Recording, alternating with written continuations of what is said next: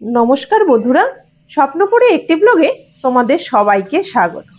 আজ তোমাদের সাথে শেয়ার করব 1 বছর আগে আমার ছাদ বাগানে যেসব গাছগুলো ছিল সেগুলো আমি তোমাদের দেখিয়েছিলাম, মাটিতে রিপোর্ট করেছি।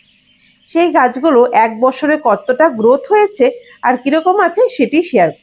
সবার প্রথমেই এই গাছটি দেখতে পাচ্ছ, এটি হচ্ছে জামরুল। এটি লোকাল ভ্যারাইটি, খুবই ছোট ছোট হয় জামরুলগুলো। বছর হলো লাগিয়েছি, দেখো মাটিতে লাগানোর পর কতটা ঝাপালো আর কি সুন্দর বুশি হয়ে আছে গাছটি। আশা করছি খুব তাড়াতাড়ি ফল আসবে এবছর এই গাছটিতে। আর তার সাথে আছে এই গাছটি, এটা হচ্ছে পেয়ারা গাছ। এটা হচ্ছে কি পেয়ারা আমার ঠিক মনে নেই, গাছটি ছাদে ছিল, সেগুলোই ছাদ থেকে মাটিতে রিপোর্ট করেছিলাম। গাছটা অনেকটাই বড় হয়ে, আশা করছি এই 1 মাসের মধ্যে পুরো গাছটি মুকুল চলে আসবে। তোমাদের আরেকটি কথা বলে রাখি, এখানে যে গাছগুলো দেখতে পাচ্ছ সব গাছ 1 বছরের, কোনোটা 1 বছরের বেশি হবে আর কোনোটা 6 মাসের। সেই গাছগুলো ছাদে যেগুলো ছিল সেগুলো এখানে লাগানো হয়েছে, আর কতটা গ্রোথ আছে সেটি তোমাদের সাথে শেয়ার করছি। এই যে দেখতে পাচ্ছ এটি দারচিনি গাছ। দারচিনি গাছের ফুলও চলে এসেছে।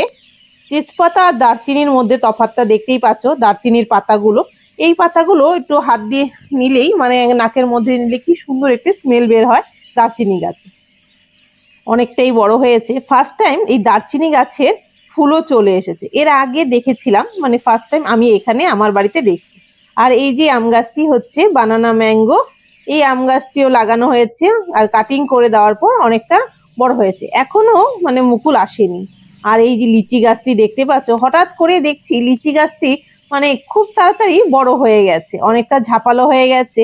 আশা করছি এবছর মানে লিচির ফুল আসবে, একটা দুটো লিচি হলে হতে পারে, কারণ বোঝা যাচ্ছে নতুন পাতা হয়ে গাছটি অনেকটাই বড় হয়ে আছে। আর এই যে গাছগুলো মানে ফলের গাছের সাথে সাথে মাঝখানে যে ফাঁকা জায়গাগুলো আছে সেখানে লাগানো হয়েছিল জবা গাছ। আমার বাড়িতে যেসব জবা গাছগুলো ছিল সেগুলোই আমি কাটিং করে এনে 2-1টি গাছ লাগিয়ে দিচ্ছি, কারণ অনেকটা ফাঁকা জায়গা ছিল। আর এই গাছটি দেখতেই পাচ্ছ, এটি হচ্ছে লণ্ঠন জবা। এই গাছটি ছাদে ছিল, মানে নষ্টই হয়ে যাচ্ছিল, মরেই যাচ্ছিল গাছটি, তখন আমি রাগ করেই এখানে এনে লাগিয়ে দিয়েছি। আর এই গাছটি চিনতে পারছো, এটি হচ্ছে জামরুল গাছ। এর আগের বার দেখিয়েছিলাম, প্রচুর জামরুল হয়েছিল আর অনেকটাই বড় বড়। মানে ফল শেষ হওয়ার পর গাছটি কাটিং করে দেওয়া হয়েছিল, আর এখন দেখো কত বড় ঝাপালো হয়ে গেছে। এখনো আরো অনেক গাছ আছে, চলো সবার এই গাছটি দেখে নিই। এটি হচ্ছে কাঁঠাল গাছ।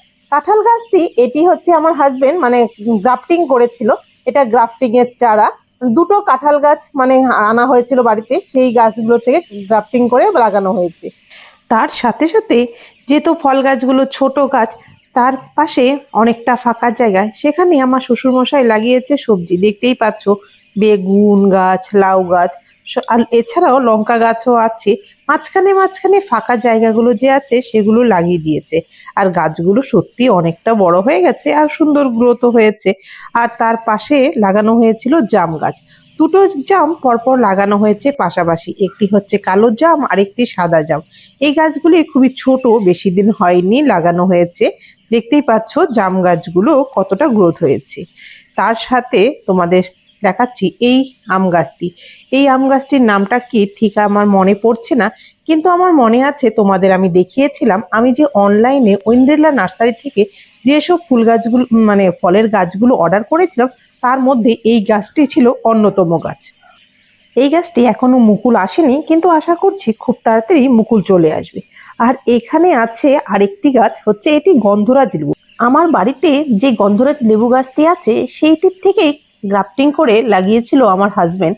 সেটি ছাদেই প্রথমে টবে ছিল, তো অনেকটা বড় হয়ে যাওয়ার পর আমি এখানে গাছটিকে রিপোর্ট করে দিয়েছি। আর এখানে বাড়িতে ঢুকতে গেলেই আমি লাগিয়েছিলাম পদ্ম গাছটি। দেখতেই পাচ্ছ অনেকটা বড় পদ্ম গাছটি, এর গোড়াটা দেখেই মোটামুটি বোঝা যায় কত বড় পদ্ম গাছটি।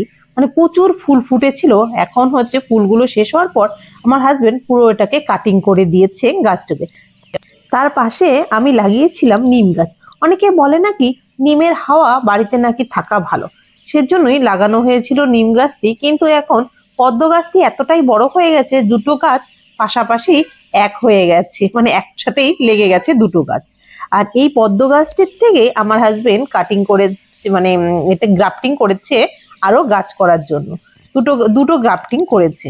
তো আজকে তোমাদের আমি শেয়ার করছি আমার বাগানের কতটা গ্রোথ হয়েছে, আমার নিচে ছাদের গাছগুলো মাটিতে লাগানোর। আশা করি সকলেই গাছ লাগাবে এবং ভালো থাকবে। আর ভিডিওটি ভালো লেগে থাকলে অবশ্যই লাইক অ্যান্ড সাবস্ক্রাইব অবশ্যই করবে।